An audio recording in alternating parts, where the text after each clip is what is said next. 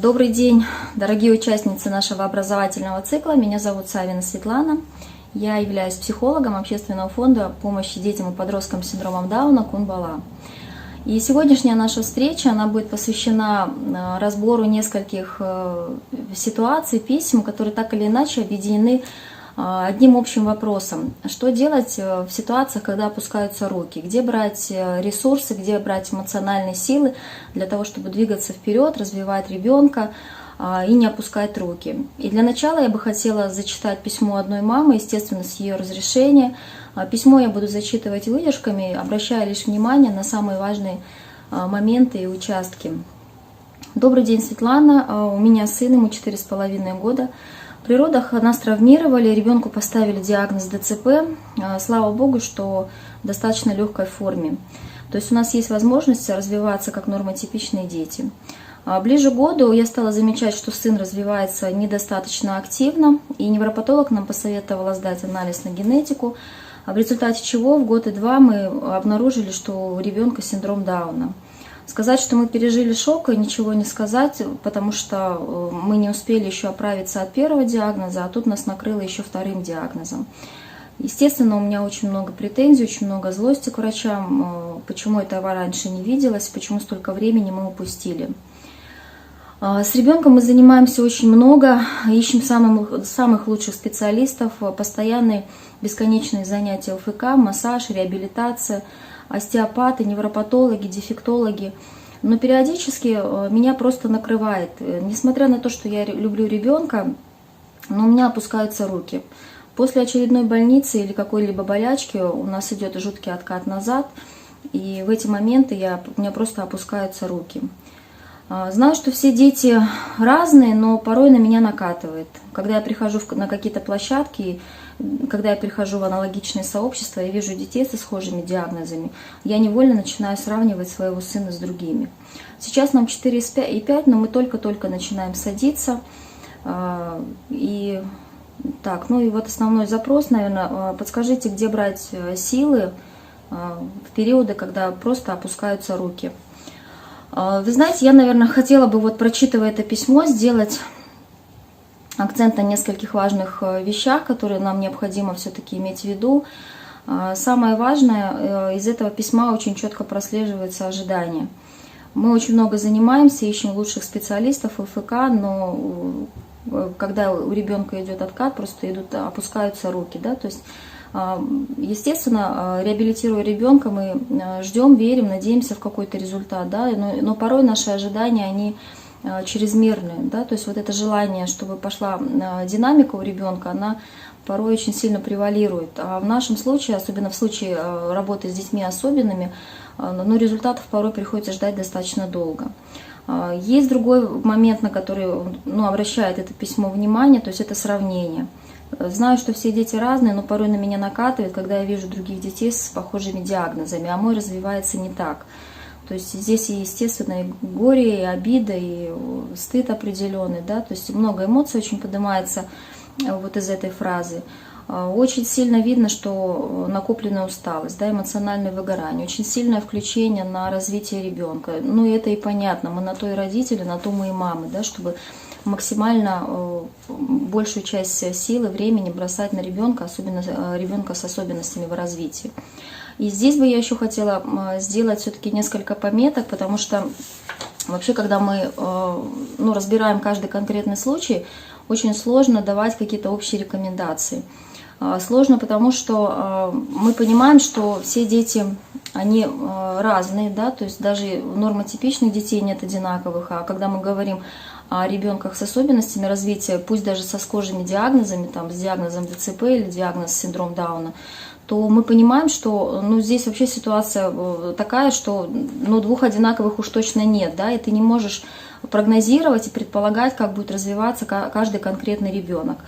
Естественно, важный момент на том, что многое зависит от сложности диагноза. То есть абсолютно не ну, не экологично даже приводить какие-то сравнения, когда ты понимаешь, что, например, твой ребенок с синдромом Дауна, который начинает ходить, начинает бегать, пусть даже с небольшим отставанием, у которого начинается речь, который может себя социально обслужить, да, то есть кушать ложкой, ходить в детские сады, дай бог, не знаю, со временем пойти в школу, да, даже инклюзивную школу.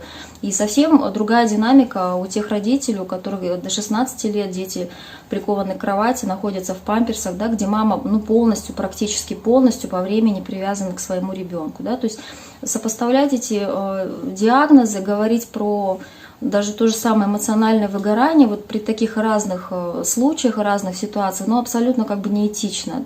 Поэтому, когда мы вообще обсуждаем эти темы, мы учитываем степень сложности диагноза ребенка. Второй, еще один важный момент, все-таки семья полная или неполная, да, то есть вся ли нагрузка ложится на маму, или есть возможность, чтобы кто-то из членов семьи помогал маме в уходе за ребенком.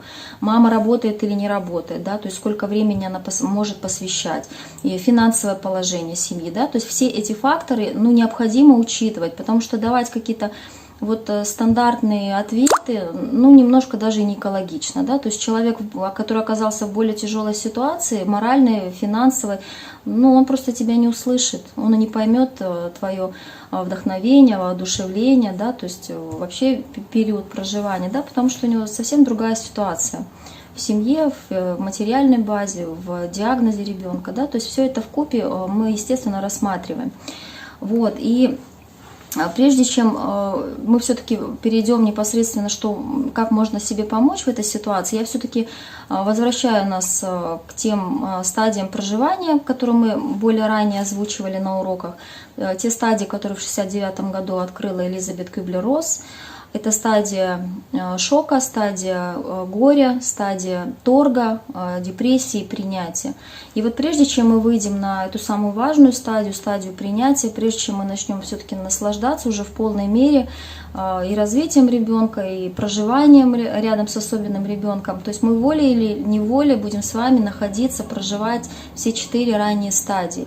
И у кого-то этот процесс может затянуться на год, на 2, на 3, у кого-то может затянуться на 5 лет, как мы видим из этого письма, да, то есть мама еще находится вот в этом процессе.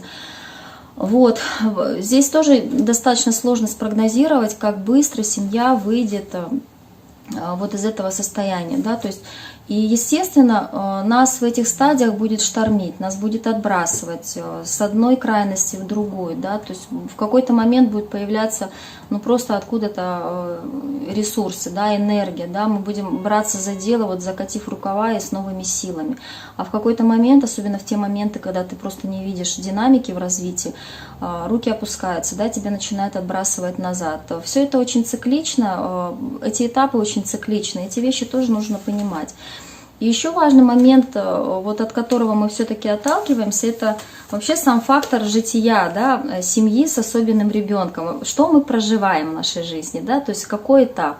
Когда у тебя появляется малыш, мы в первую очередь вот попадаем, знаете, в такое состояние турбулентности, да, состояние неопределенности. У нас очень проходит внутри разные процессы, метание, тревога, проживание, ну, непонятности, да, этой ситуации.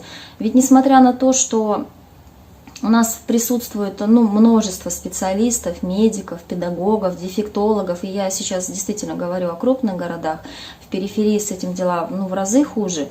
То есть, несмотря на то, что эти специалисты все-таки есть на нашем пространстве, мамы сталкиваются примерно со следующими ситуациями, когда в определенный момент ты идешь к врачу, и этот врач с 20-летним опытом и стажем говорит тебе, что мама, вы, пожалуйста, успокойтесь, вы что паникуете, да, немножко ребенок отстает, но вы поделаете то-то, то-то, и он будет, в принципе, он как нормотипично у вас сядет, пойдет, там зубки порежутся, да, то есть вы не переживайте, не паникуйте. И когда ты живешь вот в этом состоянии тревоги, то есть мама, естественно, выдыхает, ей хочется, ну, расслабиться, ей просто хочется уже этого, да, то есть, ну, потому что, ну, невозможно жить бесконечно долго вот в состоянии напряжения. Мама начинает наслаждаться процессом роста ребенка, да, и опять-таки замечая в какой-то момент, что ну что-то не так, что-то вот нам уже почти 3, а речи там и в помине нет, нам уже годик, а мы только-только начали переворачиваться. Когда мама начинает замечать, что что-то не так, она начинает искать другого специалиста, который ей говорит: мама, вы что, вы где были, вы столько времени упустили, что, оказывается, вот такие-то, такие-то этапы были, мозг уже вот там формировался, тут формировался, надо было делать то-то и то-то, да, то есть у мамы что происходит? Злость на предыдущего специалиста, у нее гнев, у нее вот растерянность, да, что время-то прошло, и у нее вина, у нее опять-таки стыд, и вина и перед ребенком, то есть вот это опять все наружу у нас поднимается, да. Естественно, мама, засучив рукава, начинает снова активно реабилитировать ребенка, да, то есть и то же самое происходит с дефектологами, то есть процесс, который, ну, непонятен, один занимается по одной методике, другой по другой методике, подходит ли это твоему ребенку или нет, да, еще большой вопрос. И в итоге мы проживаем в этом периоде, знаете, когда вот эти бесконечные комиссии, эти бесконечные мониторинги, анализы, процедуры, сдачи лекарственные средства. Тут же еще наслаивается то, что ребенок особенный, как правило, очень часто болеет, да, по крайней мере, вот я говорю сейчас про детей с синдромом Дауна. То есть первые 3 года мы просто живем и проживаем в болячках и в больницах, да. То есть, естественно, вот в этом процессе, когда ты утром встаешь, у ребенка может быть температура 36, а к обеду она поднимается до 40, когда малейший простой кашель рискует вот за час вырасти в пневмонию с последующим откатом. Естественно, когда ты проживаешь в этом процессе, ты к какому-то возрастному периоду приходишь уже к такому качественному профессиональному уровню. И не зря говорят, что родители особых детей — это, как правило, и лучшие медики, и лучшие психологи, и лучшие дефектологи. Потому что, ну, реальность и действительность, она складывается так, что ты родитель, и только ты влияешь, и только от тебя зависит, как будет развиваться твой ребенок. И на самом деле в этом очень глубокий смысл. Потому что, ну, с нормотипичными детками мы понимаем, мы можем отдать его в центр, в школу, там действуют, ну, приблизительно одни законы развития ребенка, да, по всем этим лестницам развития, да, то есть он рано или поздно, плюс-минус, там, с небольшими отклонениями начнет читать, начнет писать, да, то есть там естественные природные процессы. А здесь же ситуация, ну, диаметрально противоположная. То есть неизвестно, когда твой ребенок сядет, неизвестно, когда у него полезут зубки, неизвестно, пойдет он или нет, вообще будет он говорить или нет, да, то есть вот будет ли он ходить когда-то в детский сад. То есть не зря говорят, что когда, неважно, сколько у тебя детей, 1, 2, 3, когда у тебя появляется особенный ребенок, ты мама как будто бы первый раз. Потому что ничего ты не знаешь на самом деле. Ты не знаешь, что пойдет за другим. И, ну, радует, наверное, в этом случае только одно, что у ребенка все-таки мозг компенсаторный. Неважно, насколько бы он был поврежден, его природные компенсаторные механизмы дают очень большие предпосылки и надежду на то, что ребенка можно реабилитировать. Вот, и, ну, тоже в продолжение к этому я, знаете, хотела просто сказать про то, что в свою бытность, когда мы с сотрудниками нашего центра обучались нейропсихологии с Леной Куцаковой, нам еще тогда на первом модуле говорили, самый, наверное, первый или второй вводный урок, нам говорили про то, что вы профессионалы, вы специалисты. Вы не имеете права и не можете родителю говорить про то, как будет развиваться его ребенок, потому что вы этого не знаете. Вы не знаете, насколько сильны его внутренние повреждения. Никакие анализы, никакие диагнозы вам это дело, ну, могут, конечно, навести на какие-то мысли, на какие-то предварительные диагнозы, прогнозы, но сказать с точностью до 100% это невозможно сделать. Поэтому, когда вы работаете с ребенком, самое первое правило — уясните себе следующее. Не обнадеживать родителей, не давать никакую надежду, не давать никаких гарантий, потому что вы это сделать не можете. Все, что мы можем сделать, это максимально работать с ребенком, понимая, что в процессе работы запускаются нейронные механизмы, что в процессе работы запускаются компенсаторные механизмы. У ребенка идет динамика, но вот какая эта динамика будет, здесь прогнозы давать непрофессионально. Вот. Это, наверное, на тот момент, естественно, мы находились еще вот на стороне больше родительской, непрофессиональной, и сам факт вот этого понимания, что нет никаких гарантий, его нужно было принимать. То есть был этап вообще принятия этого всего, потому что с точки зрения меня как мамы, естественно, хочется верить, естественно, хочется надеяться, естественно, вера в то, что специалисты, профессионалы своего дела знают, что они делают, и, соответственно, у ребенка пойдет хороший процесс. И когда ты слышишь, что надо работать, но не ждать, вот это было, наверное, самое непростое вот в этом процессе. Где провести и как провести вот эту грань между верой, надеждой и отсутствием ожиданий. Вот в этом процессе нужно научиться жить, работать, делать, потому что ты мама, потому что по-другому ты не сможешь не дать этого ребенку. Соответственно, мы работаем с надеждой, с верой. И вера, надежда, любовь – это именно то ключевое, что как раз-таки эти стадии и объединяет. Вот такая непростая, в общем-то, как бы ситуация в отношении развития детей с синдромом Дауна в том числе. Вот. Но и здесь тоже хотелось бы вкратце немножко отметить, поскольку это все равно в рамках темы нашей, что у родителей в этом процессе тоже разные реакции. То есть одни родители уходят в так называемую жертвенность, да, мы про это говорили с вами на предыдущем уроке. Другие родители, особенно родители вот с таким сильным внутренним стержнем, они находят эти ресурсы, да, они ищут специалистов, они ищут методики, и они с помощью вот этого ресурса действительно в большинстве случаев вытаскивают своего ребенка. То есть он начинает у них развиваться достаточно неплохо. Но опять-таки подчеркну, не все дети.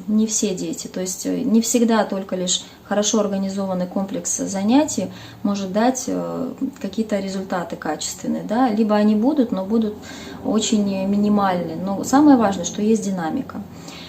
Вот. А третьим родителям все-таки свойственно, в принципе, ничего не делать, раз, как говорится, это дано свыше, такой ребенок пришел в твою жизнь, значит, он будет развиваться по своим законам, да, то есть вот мы как можем, так реабилитируем. И, как правило, это родители, достаточно, может быть, отчасти инфантильные, то есть они, не прикладывают ни времени, ни усилий никаких для того, чтобы ребенка развивать.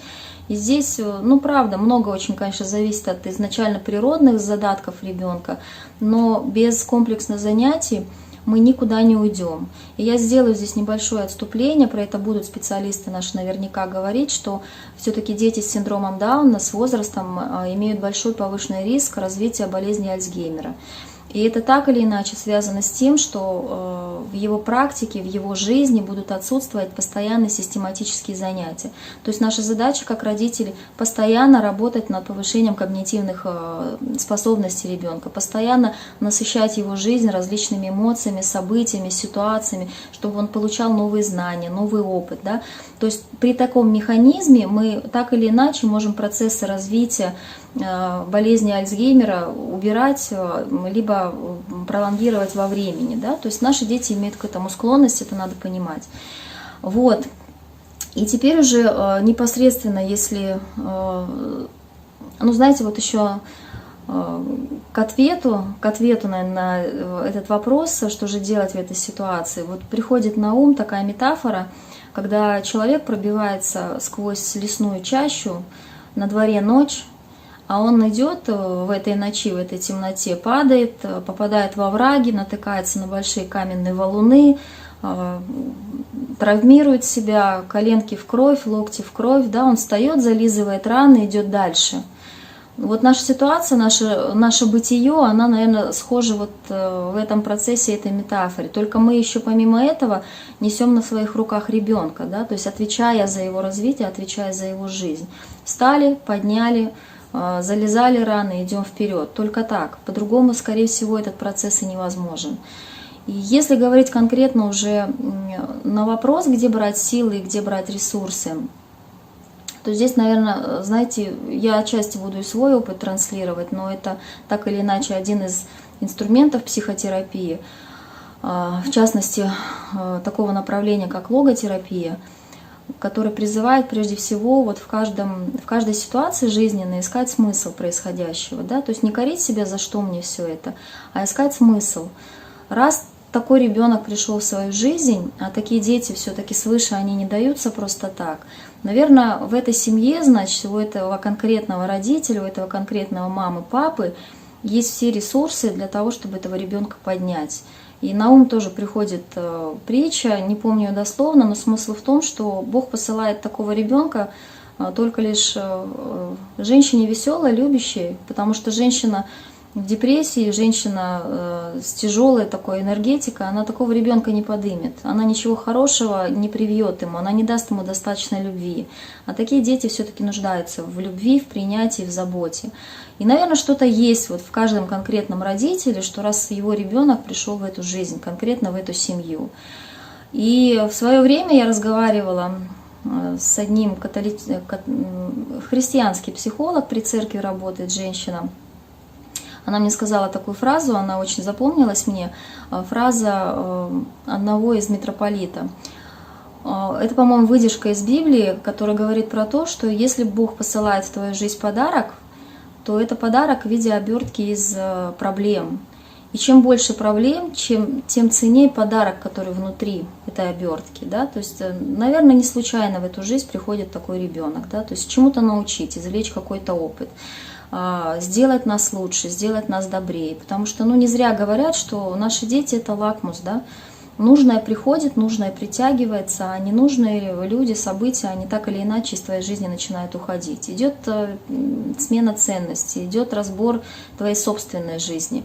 И то есть поиск смысла как раз-таки запускает эти терапевтические процессы в организме. Поэтому чаще вот в подобных ситуациях, когда опускаются руки, задавать себе вопрос, что такого я должна извлечь из этой ситуации, что такого полезного происходит в моей жизни, чему меня учит эта ситуация, и что я могу сделать для того, чтобы вот дать нужное развитие, нужный толчок. Другой важный момент, который нужно все-таки рассматривать, и это тоже из контекста нашего письма, это полное растворение и сосредоточенность на реабилитации ребенка, что абсолютно неправильно, абсолютно не экологично. Знаете наверняка такую пословицу, что в танго танцуют двое, да? То есть с одной стороны это ребенок, а с другой стороны это мать.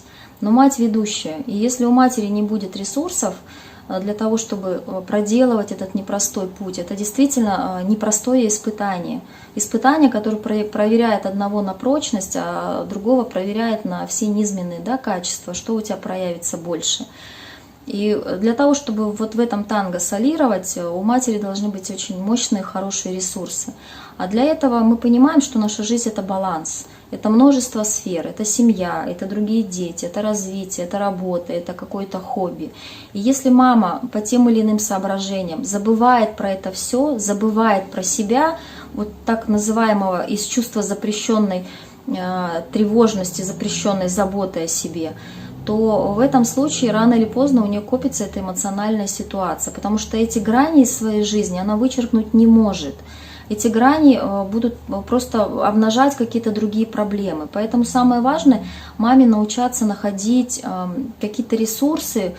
Может быть, это события какие-то, может быть, это люди, может быть, это приятное общение, может быть, это выезд в горы, на природу, да, то есть то, что будет ее энергетически наполнять.